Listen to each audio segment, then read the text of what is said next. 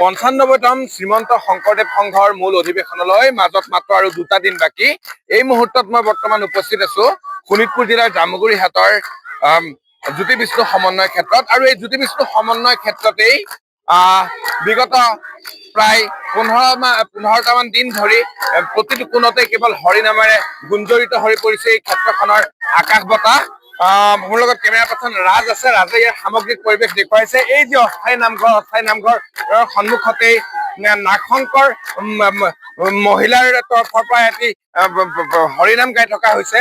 Camera person ৰাজে ইয়াৰ সামগ্ৰিক দৃশ্য দেখাইছে। ৰাতিপুৱাৰ পৰা পুৱা গধূলি সকলো সময়তে ইয়াত কেৱল হৰিনামেৰে সকলোতে আকাশ বতাহ মুখৰিত কৰি থাকে। মই কিছু সেই পৰিৱেশ দেখুৱাবলৈ চেষ্টা কৰিছো।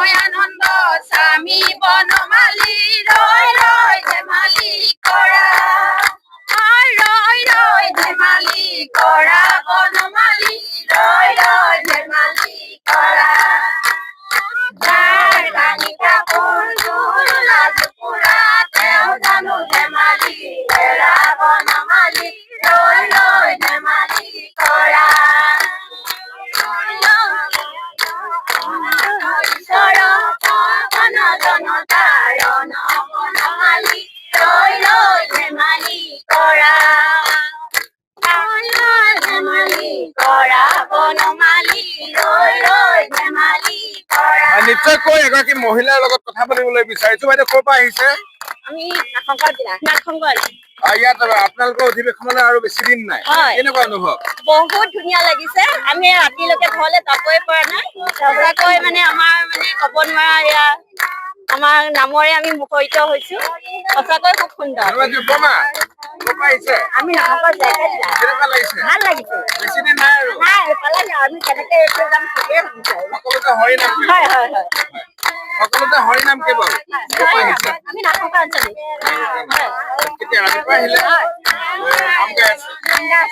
নিশ্চয়কৈ এইসকলে নাগশংকৰৰ মহিলাসকল, আৰু এই মহিলাসকলে এতিয়া নামৰে নিজকে নিমজ্জিত কৰি ৰাখিছে। আৰু এই জ্যোতি বিষ্ণু সমন্বয় ক্ষেত্ৰত ৰাতিপুৱাৰে পৰা গধূলালৈকে হৰিনামৰ সুৰেৰে আকাশ বতাহ গুঞ্জৰিত হৈ থকা দেখা গৈছে।